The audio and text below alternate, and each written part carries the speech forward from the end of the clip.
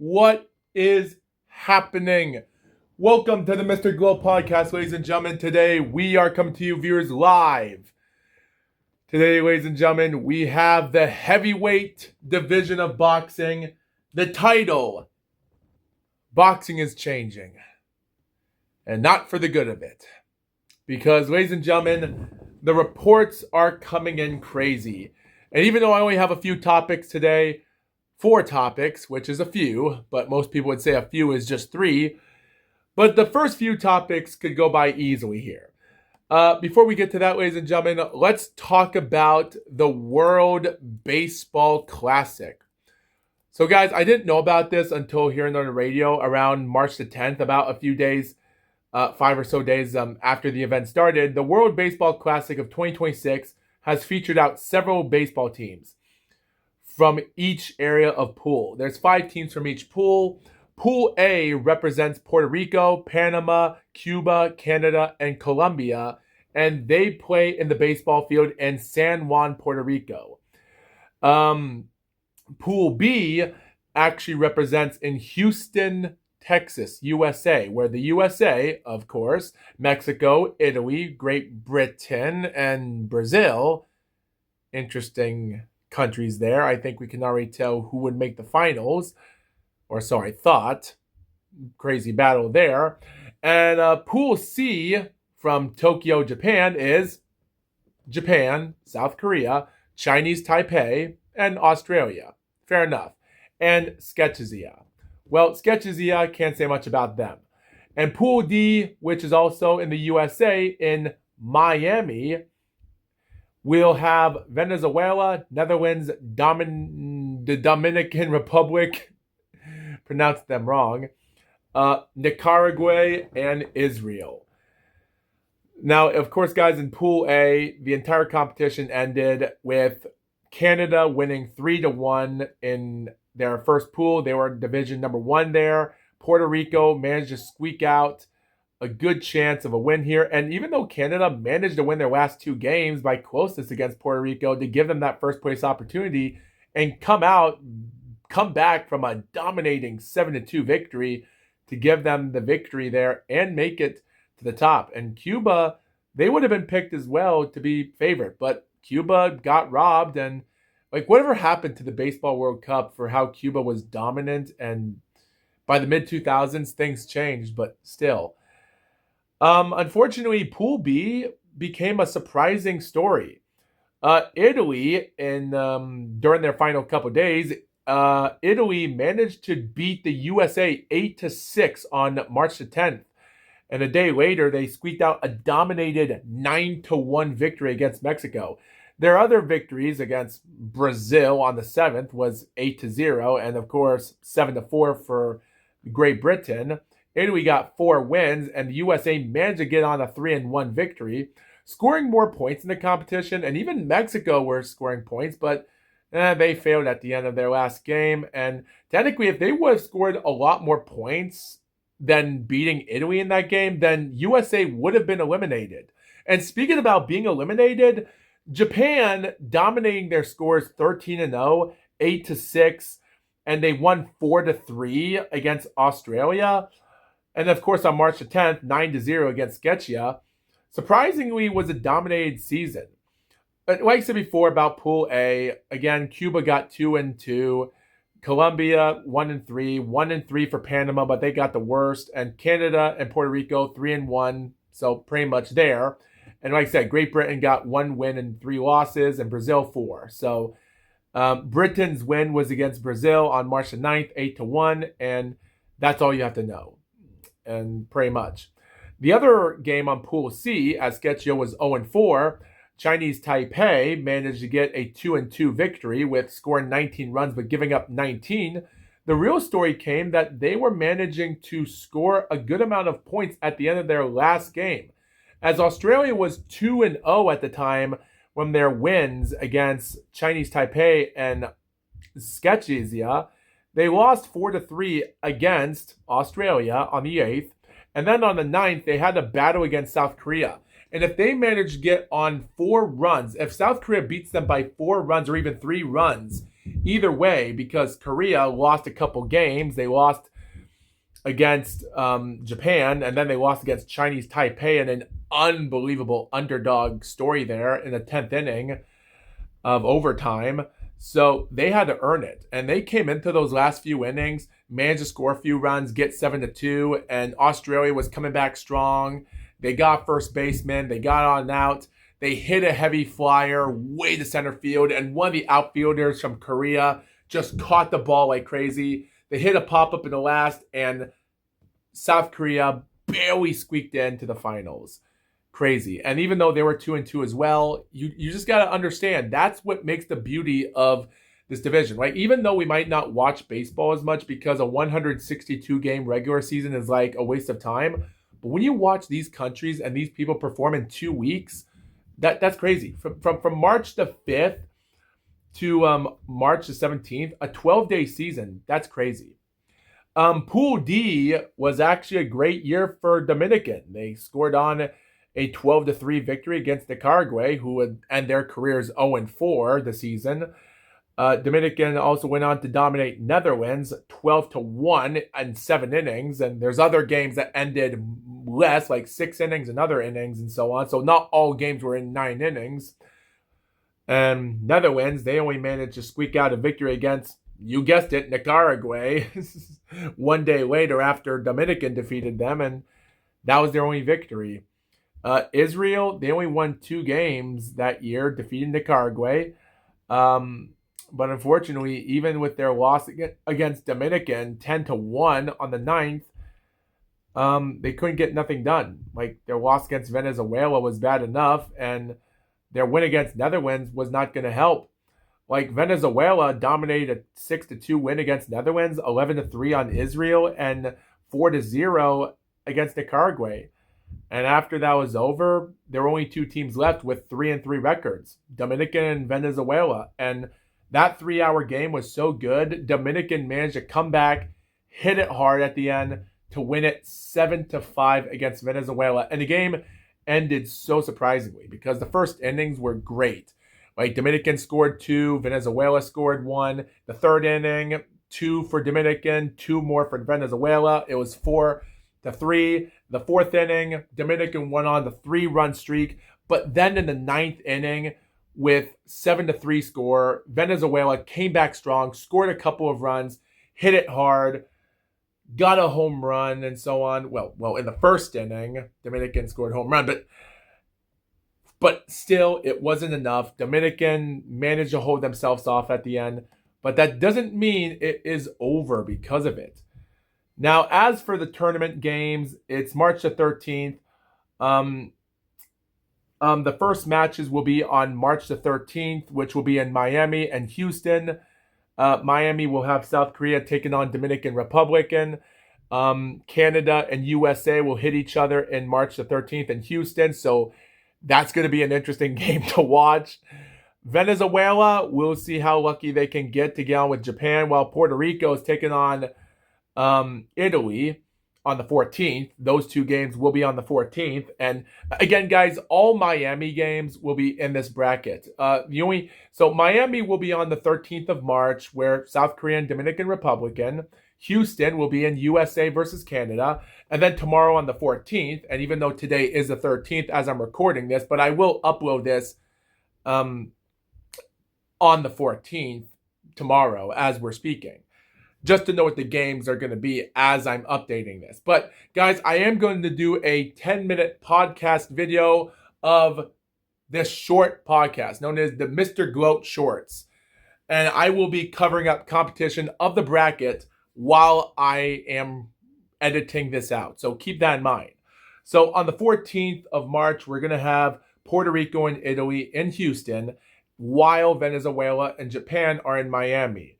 So the 2 winners after that in Houston, Canada or USA, one of them that wins, are going to travel to Miami in 2 days, leave Houston, Texas to go to Miami, Florida. They might get there maybe until tomorrow, depending on a long drive, maybe a good bus ride, just like Puerto Rico and Italy. They might take a bus ride as well.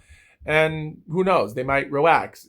Are they going to get jet lag Well, these people got jet lags. They managed to make it to America, so I guess I don't think flying on an airplane would be safe enough for these players. So I guess going on bus might be better. So while Japan, if they defeat Venezuela, or if Dominican Republic defeats South Korea, or we'll have those underdog victories against the runner-up finishers, those teams are going to stay in Miami for the whole entire final days of this tournament, waiting for the winners in Houston to travel to them. So on the 15th of March, USA or Canada will take on the winners from Korea and Dominican in the semifinals. And then tomorrow on the 16th, we'll have Japan, Venezuela team taking on Puerto Rico or Italy that are traveling to Miami. And after that, on the 16th is over. Tomorrow on March the 17th, we have the finals. So I will cover up the finals and the information of that while we speak. So get ready for that. But don't expect me to do crazy editing content. It's just, like I said before, it's going to be the Mr. Gloat shorts, as I will be just recording probably 3 or 5 minute videos, which is just maybe 1 minute videos or 5 minute videos of updates of the baseball. And it's nothing crazy. But yet again, it will be interesting. But yet again, do we have YouTube shorts that are still 3 minutes long? Well, that's what I'm going to do. YouTube shorts, and that's what it is. But I'm going to call them Mr. Gloat shorts as we speak. So we'll see the update. Yeah, again, guys, this podcast, this entire channel is not about sports or baseball, but I like to cover it because I love these World Cup stuff. World Cup stuff? Man, that's the weirdest sentence I've ever said. I didn't mean to say it like that, but I love to cover these championship games and other countries competing against each other, if that makes any sense. So if it's soccer, it's soccer. If it's football, it's football. Baseball, it doesn't matter. So as long as it takes the cake, I'm sure it won't be a problem. So yeah.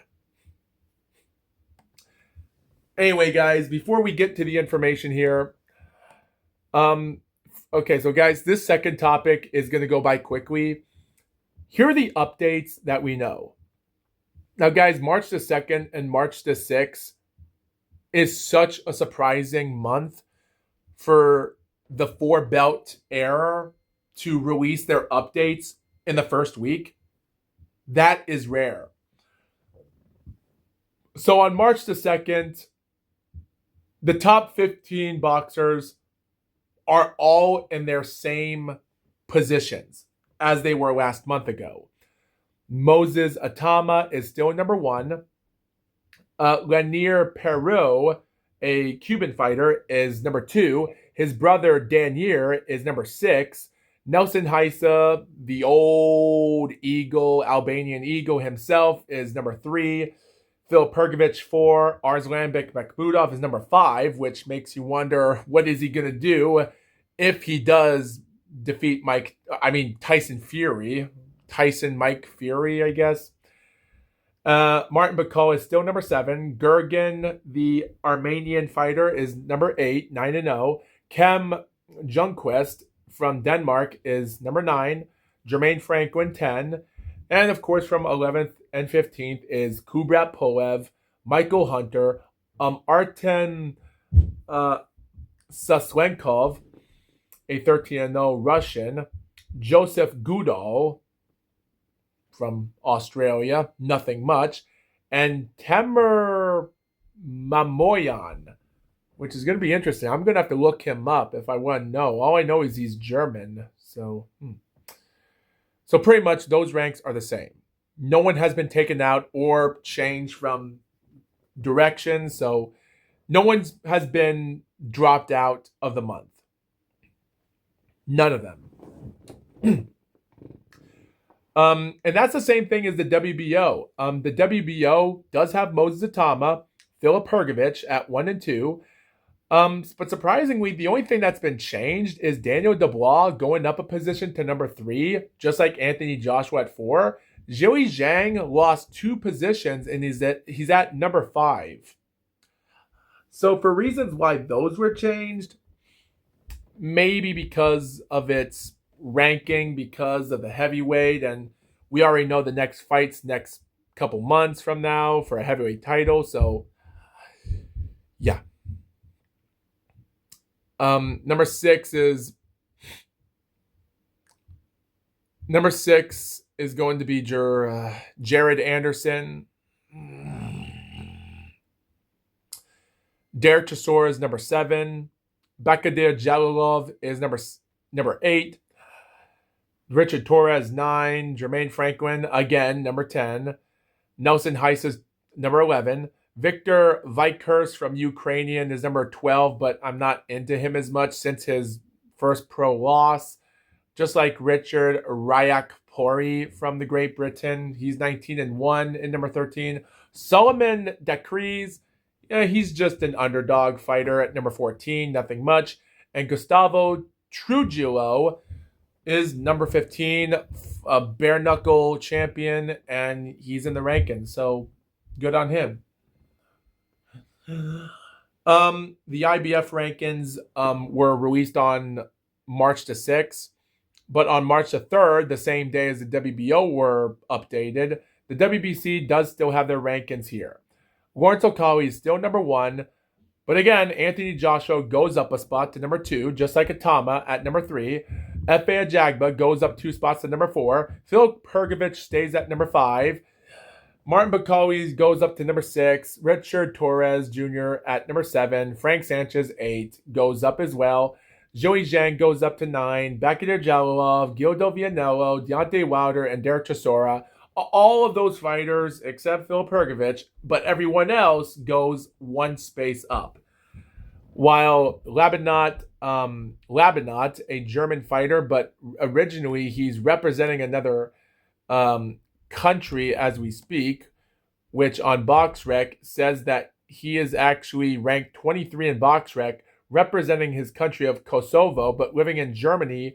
He is 22-0, 1 draw. He's known for his great win in 2024 for the EBU heavyweight champion. He defeated Murad Aliyev and another guy just last month ago in February, which was an easy 4-round KO. So he's already trying to keep himself together. He's been in boxing for 10 years. He's 33 years old. Good luck if he gets a shot, and see if his country will be proud of him. Who knows? Still, it's great that he's in the rankings.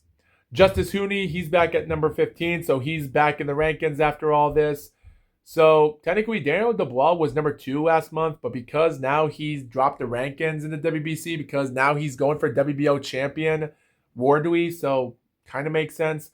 Justice Hooney got ranked up because Jared Anderson was number 15 last month, and he's gone. But pretty much that's about it. And but yet again, I really can't say much about that. It is what it is. These fighters have to be in those rankings as much as they can, and if you can't, then you don't have what it takes to be in the championship. So I really can't say much about that. Like, forgive my impergnosity here. When it comes to recollecting names, I am not good at naming Armenian people or even Uzbekistan fighters or even fighters that have weird names from other countries. So keep that in mind. Like, this puts me in a conundrum. But I'll try to be magnanimously smart, if that's even a word. So the IBF rankings on March the 6th were released, and of course, Vakin is still number 1. Derek Chisora is still number 2, just like Frank Sanchez and Richard Torres. Same rankings. Bakadir Jalilov, number 5, he goes up a spot, just like Lawrence Okali did. He goes up a spot to 1 at number 6.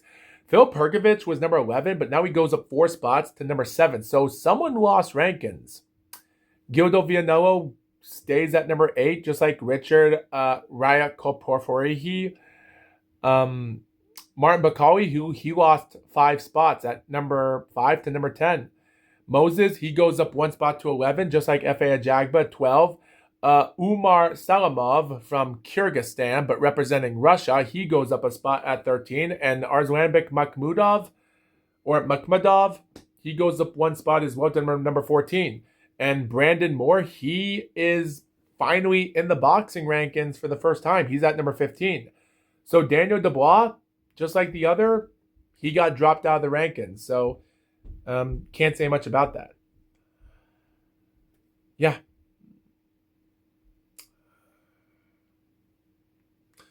But anyway, guys, that's all we have to know about the rankings as we speak.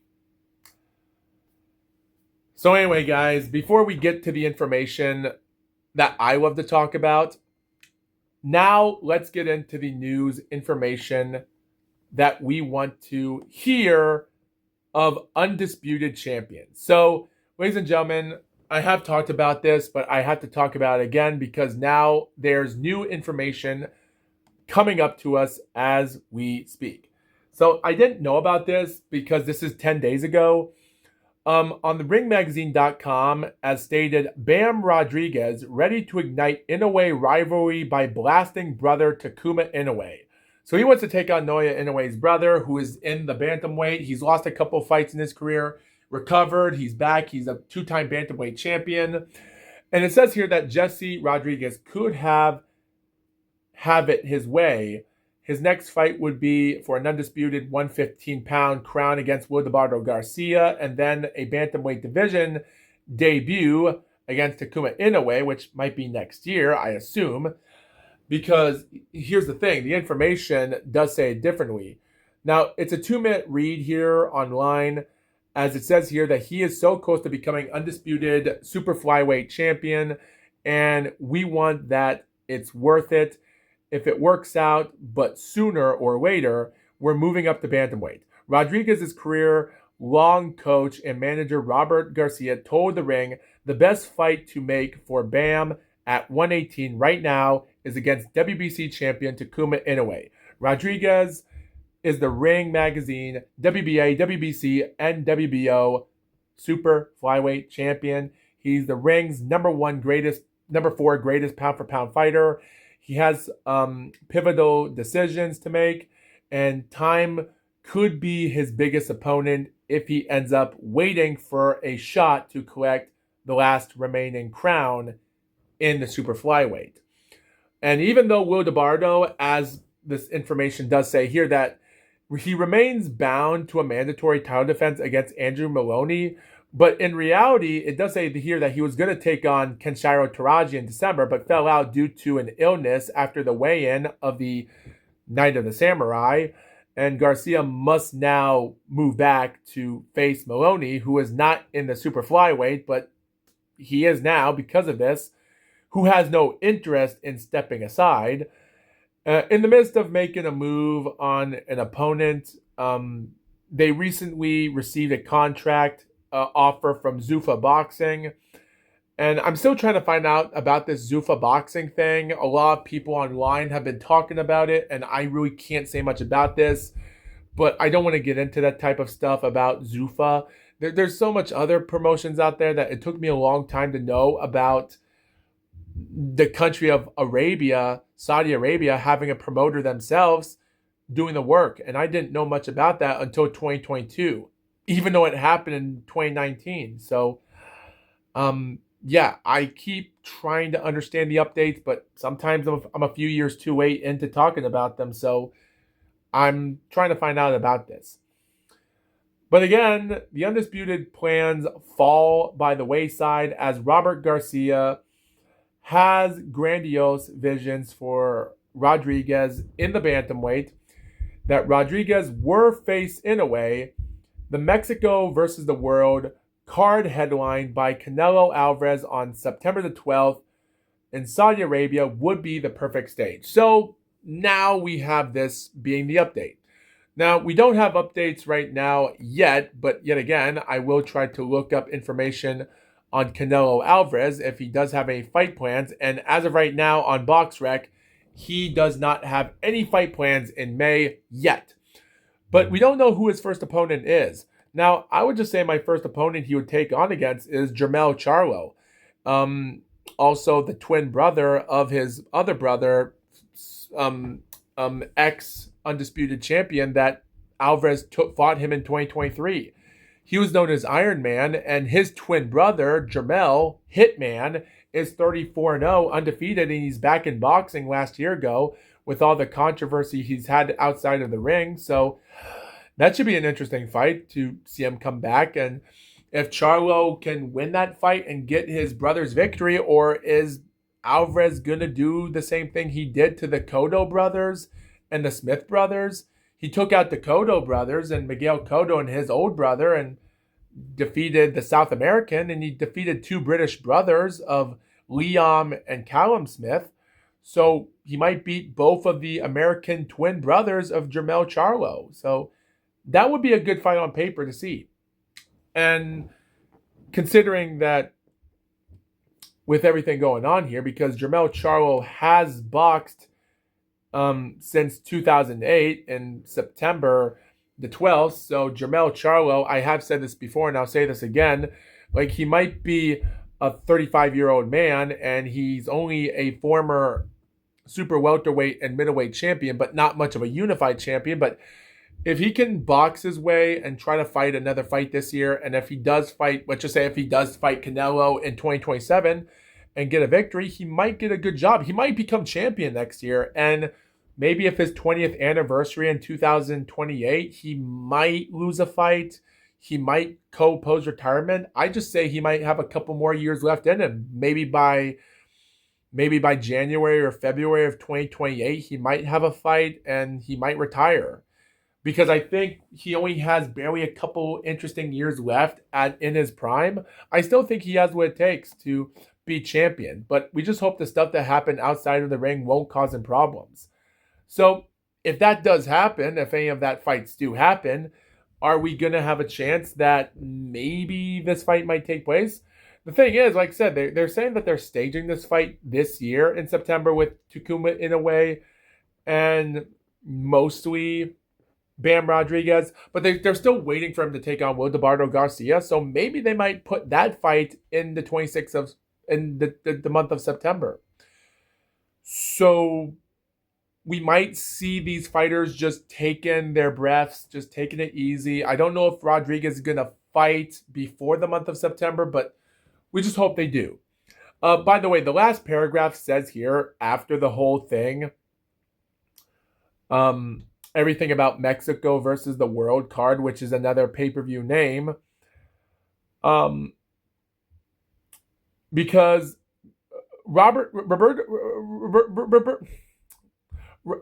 Garcia did say that this would be unbelievable because it doesn't matter where the fight takes place, because whether it takes place in Japan, it doesn't matter, because every fight that Bam fights in his career, when he leaves after a fight, he goes to Japan because it's his favorite vacation. Like it says right here, Bam loves Japan and vacations there after his fights. And that I give respect for Bam Rodriguez. Like guys, I would do the same thing for Bam Rodriguez. I would go to Japan and just have a great vacation just for the fun of it. So I give respect for Bam Rodriguez. I think that's a great environment to be on just for a vacation. So maybe this might give him a bigger step closer into fighting Naoya Inoue. Maybe in 2030, because we don't know how well he'll do, even if he does make it to super bantamweight. Like, I do think Bam Rodriguez might do okay in bantamweight. Super bantamweight might be not enough for him, but he might have to wait a little bit longer. He might even take on Inoue if he's past his prime. Even though I do think Inoue might have 6 or so years left, maybe by 2030 or 2032. He's boxed for 14 years and he might have 6 years left in him, because I always say to myself, a 20-year pro career might be the best in your prime, depending how you started. But yet again, I might be wrong. the last update on Ring Magazine, ladies and gentlemen, is going to be interesting. So all I can say is, Bam Rodriguez, good luck. But now, ladies and gentlemen, let's get to our final topic. We do have a half an hour left, so I might spill out other information details to talk about. But the last topic I want to talk about today, and if we do have enough time, we might as well go into it. So, ladies and gentlemen, the dates of heavyweight fights is crazy. So, looking up scheduled fights, ratings, it doesn't matter, locations, the only division, media, sports, it's all about the pro boxing. That's all it matters. And the information is wild. So, the month of March, ladies and gentlemen, might not have much to look forward to just yet.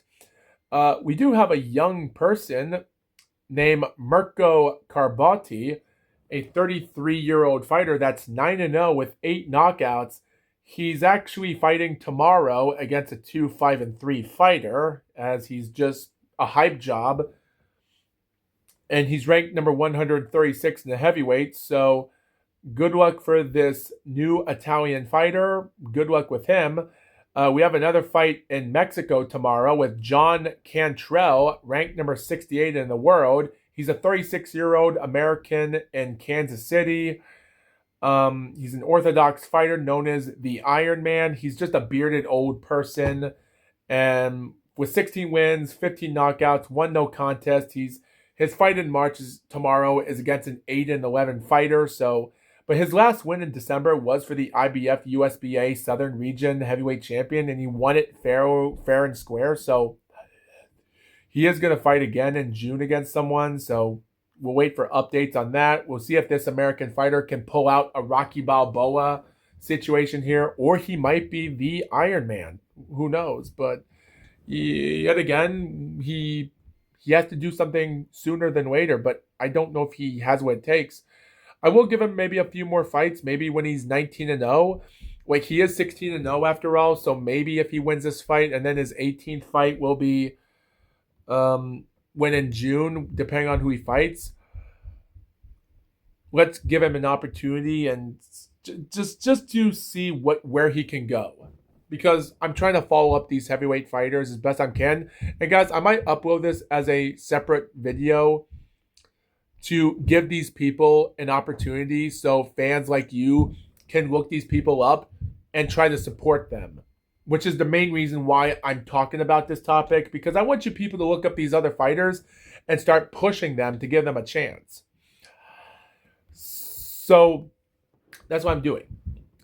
On March the 20th, we do have some heavyweight fights in Germany, and not a lot to talk about. We do have some interesting fights. Like, it is funny that we have El Skewich, a 23-2-1 fighter who in December, which is now crazy because I just clicked on his BoxRec name right now, and it has the name Temur Mamoyan, ranked number 15 in the WBA this month. And looking up the guy right now, he's 11-0. And it makes sense for his weird name because he's not German, because he was born in Armenia. So, yeah, that's another tough name I can barely understand. But, yeah, he has 11 wins, 11 knockouts. And looking up at it closely, he has 5 knockout wins in the first and 5 knockouts in the second round. In November of 2024, he took on a 23-7-1 fighter, which might have been his first legit fighter because a lot of these other fights were just records of jobbers. He won the BDB International Heavyweight Champion. And then in May of last year, he fought a 7-0 fighter in another country for the IBO Continental Heavyweight Champion, scored another first-round knockout. But then he took on El Skewich, and he went 8 rounds in the 12-round fight in December. And that was the longest fight Mamoyan ever went. And he's ranked number 86 because of this win. So, yeah, interesting enough about that. And also, guys, Peter Kadiru is also, like I said, I know Peter Kadiru because he was the person that defeated El Skewich in September of 2024 for an IBF Intercontinental Heavyweight Champion he was defending that year. So we have two fighters from Germany, and they both defeated this guy. Kadiru did lost his first fight in his career in 2022 against a journeyman fighter that he shouldn't have lost by first round knockout, but it is what it is. So, but mostly that fight was a cherry pick. So this would be interesting if we see Temur and Peter Kadiru fight each other. That would be something I would like to see for German versus German. So yeah, it'll be pretty interesting. So the next fights, as I'm still looking it up, we do have another guy named Moses Jolly, ranked number 196. He has 11 wins, 8 knockouts. He has some weird hairdo, but with 8 knockouts in his career, he's gonna fight next week against a guy named Boma Brown with 5 wins and 1 loss. And the guy's first pro loss happened last several months ago in a 6-round points decision. So again, surprising character. Don't know much about that guy, but interesting. Okay. Also in Florida, we do have a rank 165 fighter born in California but living in Florida named Drake Banks. He's ranked 165. He's 25 years old. He's fought for 3 years. And his winnings has been interesting with fighters that he's fought that have never won fights or barely won fights but lost more fights. And that's what he's doing next week against a 6-4 fighter. And also in Orlando, we have Teramoana, a 9-0 fighter, taking on the guy that just walked out of the fight with F.A. Jagba, you guessed it, Curtis Harper. Yes, in Orlando, Florida, ranked number 63, Teramoana, the Australian fighter who lost against Bakadir Jalolov a year and a half ago in the Paris Olympic Games in the quarterfinals, is finally in the rankings. And even though he's taking on Curtis Harper, if he can win this fight by knockout, this would be a good fight because Curtis Harper is a hard guy to win by knockout. But yet again, we'll just have to wait and see when that time comes. It's going to be interesting to see if he has what it takes. It's going to be an interesting 8-round fight. The fight's going to be live in DAZN with the cards showing the DAZN. And like I said, in Orlando, Florida, live on Eddie Hearn with Carlos Adams taking on Austin Williams for the WBC World Middleweight Championship. So another interesting show on paper because tomorrow, guys, after that fight, it's going to be different. It's going to be different. So mostly that's going to be an interesting fight to look at. Alexis Barrera, another Canadian fighter, as said before, French people, whether you're from France or Canada, have become utter failures in boxing. And that stinks. It really does stink to see those failures, and I just wish they just didn't be failures. But he's going to take on a guy named Robert Sims. Alexis, ranked number 80. I just don't see him recovering. Victor Vikhurst, he's going to take on Mariusz Wach, former heavyweight contender who did fought against Vladimir Klitschko in 2012 for the heavyweight titles, win 12 rounds, but barely had one judge giving him 1 round. Losing fights against Alexander Poviekin and Jarrell Miller, Arthur Spilka, Martin McCauley, Dillian White, Huggy Fury, Arslanbek Makhmudov, Kevin Lorana, Fraser Clark, Moses Atama in 2024, and a guy named Kakper Mena in 2025, another Polish fighter.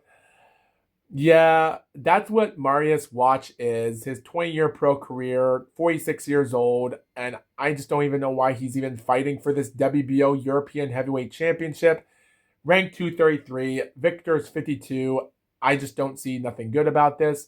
And speaking about not seeing nothing good about this, Tae Kwang Kim in March the 27th at 6-1 record is taking on 4-1 fighter named Kwang Min Lee for the South Korean Heavyweight Championship.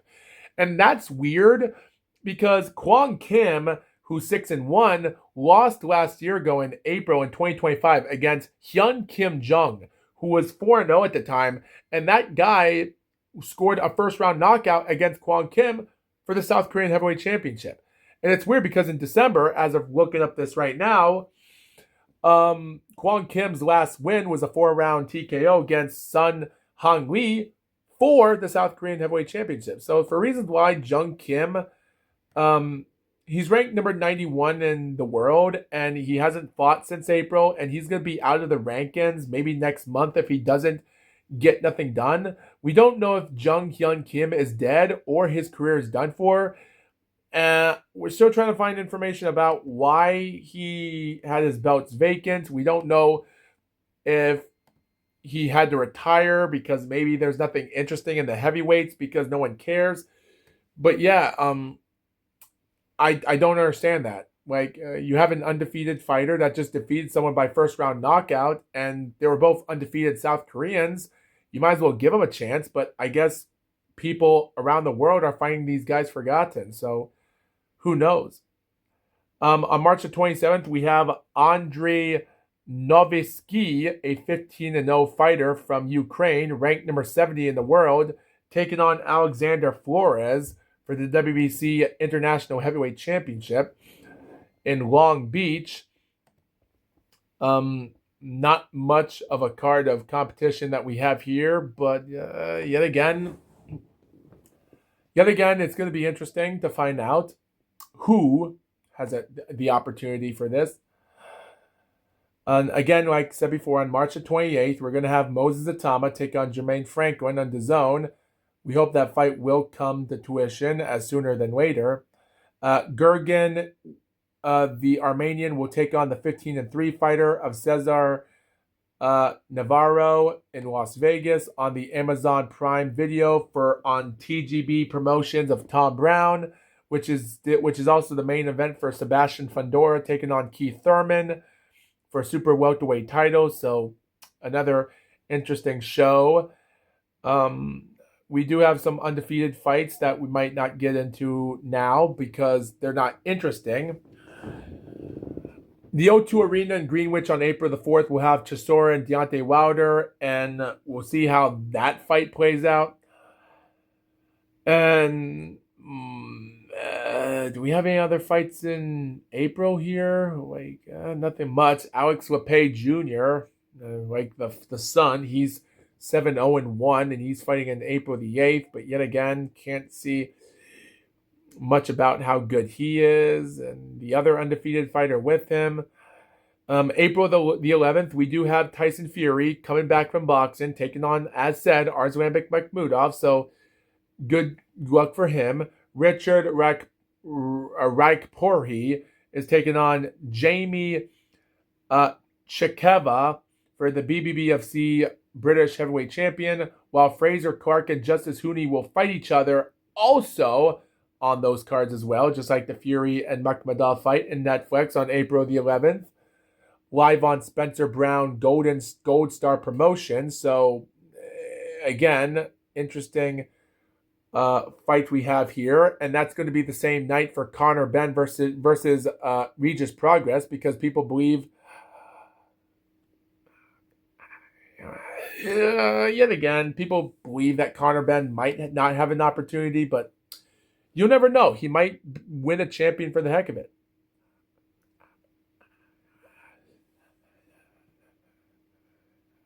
So with only 16 minutes left of the podcast, trying to find information. We have a 15-0 fighter fighting in Austria. Can't say much about who he's going to fight. Another fighter fighting in Liverpool on the 18th named Leo Atang, but can't say much about who that guy is. Yep. In the Paris Olympic Games arena, we have Lawrence O'Colly taking on Tony Yoka, which is another interesting entire thing because Tony Yoka, here's the thing about him. Tony Yoka lost guys that defeated him easily, but on paper, you think that he barely lost by majority and split decisions in those three fights. He takes on a couple nobody fights a year later. His career went to shambles in 2022 and 2023 from his Martin McCauley loss, and then 2023 was Carlos Takam and Riyad Murray, and those fights, you think that they ended by closeness, that you think that, well, at least he tried.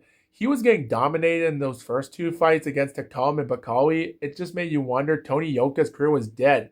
He takes a couple nobodies in 2024, defeats Arslan Yalyev in May of 2025, defeats Patrick Cordy in December last year, and now he's taking on Lawrence Okali. Good luck if he does win that fight, but yet again, even though it's going to be live on DAZN, Lawrence Okali might bring out the victory there, but it depends. The Polish fighter of Maina is going to take on Junior Anthony in April the 25th, but nothing about that show is going to be interesting. And again, with all this being said, we do have reports that Tera Moana is going to fight in April as well after his fight in March. We don't know about that. And guys, Japanese fighters we have a couple of Japanese heavyweights fighting in April the 29th, but yet again, they lost in the tournament where we had a Chinese fighter becoming the winner, and people proven that Japan is the worst country in history to have heavyweights because no one knows how to take care of them, and they're a waste of time. It's like Japanese people don't have brains. I don't think they don't know what they're doing. They know what they're doing. It's just that they don't have big guys that can do this type of stuff because they're only promoting small fighters barely in the bantamweight. So there's barely some fighters in the welterweight and middleweight in Japan that are barely boxing. Barely some super welterweight and middleweight champions at the time. And we have one welterweight fighter that's taken on Jin Sasaki just recently, and we're going to see how good he can do in the welterweight if he does go for welterweight.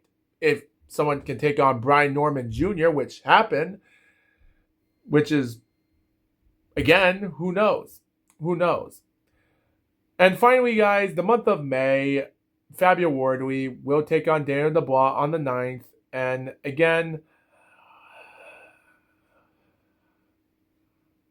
depending on who you ask, it's going to be interesting just for the heck of it. But I can't really say much about this. But the real story, ladies and gentlemen, is what's going to happen on May the 23rd in Giza. Rico Verhoeven versus Alexander Usyk. Rico Verhoeven never had a hard career in his first 10 years in 2005 and 2015 in his career of kickboxing. He lost a bunch of fights, went on to come out, lost down his last 9 or several fights. In 2014, he did fight a pro fighter who was known for getting beaten up by a fighter that would be one of the easy opponents for Derek Chisora. And his second last fight before his last fight against Rico Verhoeven was Huggy Fury in his 4th fight. So, yeah, that's the only thing I can say about Rico Verhoeven. And even when he lost the fight in January 2015, that was his last pro loss. He became a champion, and for the next decade, he dominated. Now he's taking on Alexander Usyk. And my opinion about that is I don't want to see this. And it just gets worse by the minute. So whatever's going to happen, it's going to happen. But yet again, I don't like talking too much information about these things, but pretty much it's just ridiculous to see this stuff happen. And that's why I feel. But by the way, guys, as we are coming forward into the information wise here, 10 hours ago, ladies and gentlemen, past midnight, just recently, Agit Cabello has put out statements as much, upset that his name was ominously omitted from Alexander Usyk's list of potential opponents as his last 3 fights. he said that after he beats Rico Verhoeven, his last other fights will be against Warrior Dubois in their fight, and then Fury. And I like have him have if Fabio Wardley defeats Dubois, fine, I'll accept it, but not Dubois. Better yet, just let them fight something else. And if Fury loses against Arslanbek Makhmudov, nah, just screw it. There's no money to be made. It's just a waste of time. Promoters and everyone, all British people, are just trying to friggin' throw all of it in, and that's what's giving these British fighters every single title fight. And it stinks because it makes you viewers wonder that if Zhili Zhang defeated Agit Caballero last year ago, and he won a few months ago, he's not going to get a title shot neither. And guys, I had a huge argument against someone in the comments recently on one video when they were showing video of Alexander Usyk on camera, talking about what his last fights are, and it's just so bad. And considering that the information does say here on theringmagazine.com, states one information here. There would be plenty of fan interest in the third meeting with Fury based on the competitiveness of their first two heavyweight title fights. Fury's superstar status and their rivalry, both who exactly would be willing to fund a third fight. Usyk and Dubois fight. Yeah. It's ridiculous. Even if Dubois destroys the favored Fabio Wardley on May the 9th, technically, I don't think it would matter because watching Usyk dismantle Dubois twice was more than enough. Wardley, of course, would deserve his shot at Usyk if he wins. And it would seem, therefore, that Usyk's upcoming fight against a huge underdog with one pro boxing match on his record will come at Caballero's expense. The exotic location and the environment and where they're doing is ridiculous. Limited the criticism of a two-time undisputed heavyweight champion opposing a boxing novice in what the WBC predictively sanctioned as a title fight. And this is the thing I don't like. Now, guys, I'm already done with my fourth and final thing, so I'm just going to start rambling here in the final 8 minutes of this podcast, and it's this. It's just so bad that this 39-year-old fighter of Usyk has done nothing interesting to come out because it seems like the heavyweight division has changed. I think by the end of 2024, Usyk changed boxing. The end of the era for the heavyweight champion, the undisputed champion, and so on changed. And him defeating Dubois in 2025 was the new era for boxing. And it just goes to show you, this is and like I said before, guys, this is why I titled the video, The Heavyweight Division is Changing, but not for the good of it. And maybe not, but it is hard to see this because it's like, what happens if Rico Verhoeven defeats Usyk? Possible. Does that mean he's going to get the other belts, like the IBF and WBA belt? Better yet, why would this fight happen in the first place? And even if Usyk does win while retaining the WBC belt, the problem is he's not going to keep the WBA or IBF belt. And if they do give him those titles back, even though he never defended it, that's ridiculous. Like, for instance, Derek Chisora has been waiting all year after his win against Otto Wallin last year ago, and he's fighting Wilder, for crying out loud, next month in April, and it's not even a title fight. So what's the point? Why not just vacate that title away and just give it to Chisora? So, but yet again, are they going to do that if Chisora defeats Wilder? If he defeats Wilder, are they just going to say, hey, here's the belt, have it for as long as you can until you retire? Or if Wilder wins, they're going to say he doesn't deserve it. Like, is Usyk going to do that? And if he doesn't, what's the point? Like, is there any story change things here? Like, Chisora deserves a title shot, depending Wilder's not ranked in IBF, but he is a former champion after all. So, yeah, give him a shot. There is 3 criteria to be in a title fight. 1, you have to be a current champion, which you're not. But 2, you can be a former champion, or you just have to be ranked in that organization in the top 10 or 15 level fighter. only Deontay Wilder fits that one criteria. He's a former champion. So this is not what I like about it. And the WBA champion, on the other hand, should be promoted to Murat Gassiev as regular champion to the super champion and make him a champion there because he deserved it. He defeated Kubrat Pulev. And don't get me wrong, guys. I guess the WBA still wants that extension to be there for a while because in February of 2025, last year ago, they did give out Alexander Usyk a 24-month extension for him to keep the title until he has to vacate it in February of 2027. And I thought to ourselves that he's not going to be in the boxing business for a long time. He might leave until the end of 2026 is over, so he might get rid of that belt. But guess what? Seeing this happen and him saying what his last fights are after his Rico Verhoeven fight, it just makes zero sense. And guys, I don't think Usyk is on the turning path for what he's doing. He is manipulating the sport for the worst of it. It's not that well to see this, that Caballella is in that situation where he defeats a few great fighters in 2023, 2024, and 2025, has off one pro fight.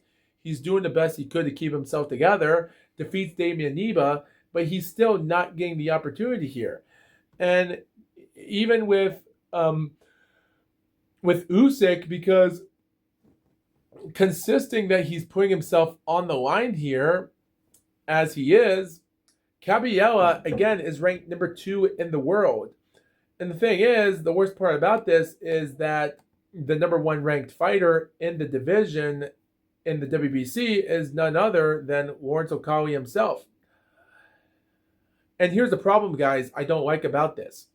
With only a few minutes left, so I'll just finish it.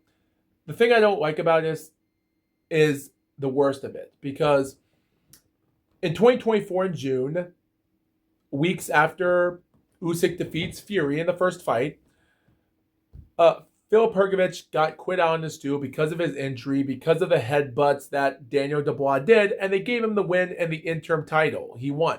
Weeks later, he was given the belt. He retained it against Anthony Joshua, a British fighter. He lost it in July last year ago against Usyk in their second fight. So for the next few months, well, Usyk became the oldest undisputed champion, surpassing the 38-year-old of Jersey Joe Walcott, who held it for a long time at the old age of 38 years old, and Usyk surpassed it.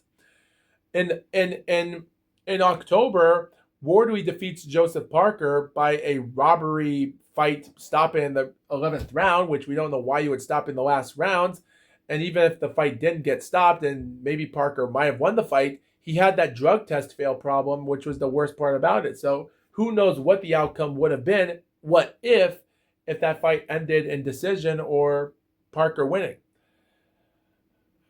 And again, weeks later in November, he was given the title out in the ring for the WBO. And now he's taking on the British fighter, Daniel Dubois. British people are just getting free fights for no reason. Don't get me wrong. Yes, Dubois and Joshua are former champions, but it's funny enough. So what's going to happen if Lawrence Okolie fights against Aga Caballel and Caballel does not win and Okolie wins? Are they going to have Usyk vacate the belt and give it to Okolie? That's just going to make it even so badly ridiculous that all of these guys became champions. The problem is Dubois and Wardley and even maybe Okolie. The problem is they can be known as paper champions, just like the super middleweight as of right now in boxing's current champions, because we only have 1 minute left. But I will say, though, the paper champions of Amaranda Resendez that got his belt reinstated or given on January the 1st, and Christian Mbili was now paper champion on January the 27th. So seeing their titles being manufactured against a guy that they never beat is bad enough. And if Caballel doesn't get a shot, it's over. His career, 16-year pro boxing career, is down the toilet. But yet again, I will say, though, guys, I do want to talk for just a few more minutes and just say this. And I know we're at the 1 hour mark, but I just have to get this over with. I think the problem is boxing is just so manipulated so bad that Alexander Usyk is using that manipulation worse than ever. Now, Usyk is an icon, and people are saying, hey, he's done everything. He's become champion. Give him this fight against Rico Verhoeven, which I'm like, I'm 25% agreed with it. But yet again, the problem is, guys, I didn't know who Rico Verhoeven was until I looked him up a couple weeks ago before this whole thing happened. So I really can't say if there's any proof about this. I just don't know how many people were into kickboxing because I wasn't. I never even reviewed kickboxing on my podcast ever. Like MMA, yeah, a little bit, some old UFC footage, but not like this. I just think there's just so much problems here that I just really can't get over this. I just don't like this one bit, and I rest my case. Like, all I can say is that whatever's going on, this is not what I want to see Usyk doing. And guys, like I said before, guys, I'm not going to show the video or the comments about the person I argued with, which I might save them off for uploading them or just releasing them on Facebook or something. But yet again, I think the information wise here is that whatever's going to happen, something has to happen because I just don't know what we're seeing here. We're seeing a lot of problematics here, and it just makes me feel like things are changing. But yet again, seeing Joey Zhang and how his career became bad and how he lost against guys like Joseph Parker, Phil Pergovich, and Agit Kabayel deservingly. The thing was, Phil Pergovich and Joseph Parker had to earn those victories even when they got knocked out by Joey Zhang. And guys, keep this in mind. Agit Kabayel might easily get beaten by Alexander Usyk because information-wise here is different. Because Agit Kabayel, when he finally tried to make his comeback, and even though in 2020 he was going to take on Tyson Fury in 2020, but of course Deontay Wilder said screw that, and after their third trilogy ended, they ignored the whole thing, and Fury just took on British fighters in 2022, and that was it. Francis then Ngannou in 2023, and then Usyk. This was bad enough. But of course, Agit Kabayel did have to recover at the end. He did took years off into himself, vacated his EBU title even in 2019 and 2020, and so he took on journeyman Kevin Johnson, had a fight in first round 2022 against Pavel Sauer. He was out of the rankings because of that. But then in March 2023, he takes on Agron Smetsnitsky for the vacant EBU European Heavyweight Champion, which was supposed to get him back to the ranks. He almost effed it up when Agron hit him so much in the first round, and then Agron knocked down Agit Kabayel in the second round, went down the canvas, he barely got up, Agron used all his energy, and Kabayel went in the third round and ended him in the last 20 seconds of the third round. Barely lost his record. Which is another reason why 9.5 months later, they decided to put him against Arslanbek Makhmadov on Day of Reckoning because they were booking him to lose against Makhmadov. They thought Arslanbek Makhmadov was going to win this fight easily because of it. They got screwed, tricked, they got manipulated. Agit Kabayel recovered from that fight and defeated Makhmadov in round 4 by TKO. 6 months later in May, he did it again against Frank Sanchez. No one thought that was going to happen. And these fights were taking place in Saudi Arabia, for crying out loud. His win against Joey Zhang was bad enough when Zhang hit him, knocked him down in the 5th round, even though Kabayel was winning rounds, even after Zhang won the first round. And in round 5, he got knocked down. He recovered, only to come out with body shots in the 6th, with the first time that people ever defeated Joey Zhang by knockout. Yes, Joey Zhang did got knocked out by a guy in a 4-round fight in 2015, and he barely won that fight, but still. This was surprising enough. All I can say, guys, is considering I'm over the hour mark, seeing Makhmudov, Sanchez, and Zhang lose by knockout against this guy, yeah, he did have problems against Damian Neba in January the 10th when Neba did some interesting heavy shots on Cabello, and then Cabello did to him as well in the second. And I thought the third round was a close, even round for anyone. Like Neba put on a good work, and both guys were hurting each other, throwing out punches against each other, and then suddenly the referee stopped the fight, even though I would have given him a couple more rounds if Cabello did hurt Neba. If Neba got really hurt, like similar in the end of the third, like there were only a few seconds left of that third round. They should have let the fight continue or do whatever and see how the fourth round was, depending on how bloody and the injuries were. They should have let the fight continue. Again, I guess they were afraid that Cabello was going to get hurt, which is why they stopped the fight. And if that was the case, that would make little sense because Mark Lyson is British, not German. But I digress. The last thing I'll say is Cabello is not worthy of a champion, but he's boxed for 15 years since June 23rd of 2011. He's taken his time trying to make it off the rankings as best he could, and he's finally here. He's 33 years old. He's finally got the opportunity. Just give him the title.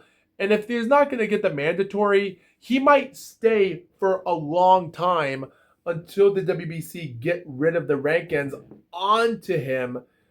Because at this moment, Cabello is like, just give us the damn title. Like, even Phil Pergovich yelled to Alexander Usyk to give them the IBF title. But they didn't. They just waited a full month, had them lost against Daniel Dubois, giving the Croatian fighter another opportunity to not get a title shot or a win, or even give them the title before the fight. And weeks later, 4 or so weeks later, Dubois paper champion. At the end of the day, it's bad enough. I don't like it this way, and all I can say is whatever's going to happen, it's going to get worse. And I think that's the point about this. Like, guys, let's just say what's going to happen, like, let's just say 4 years from now. I think professional boxing and heavyweight's going to change, but I don't know how it's going to change. But I think by 2030, when that time does come, they're going to have interesting things to look at. They might find interesting qualities, some different places, different locations, and times, depending on if there's no Third World War happening as in the middle of it, they might have the opportunity to actually throw in a few cents and see what they can do depending on who the new heavyweight fighters are in the boxing world.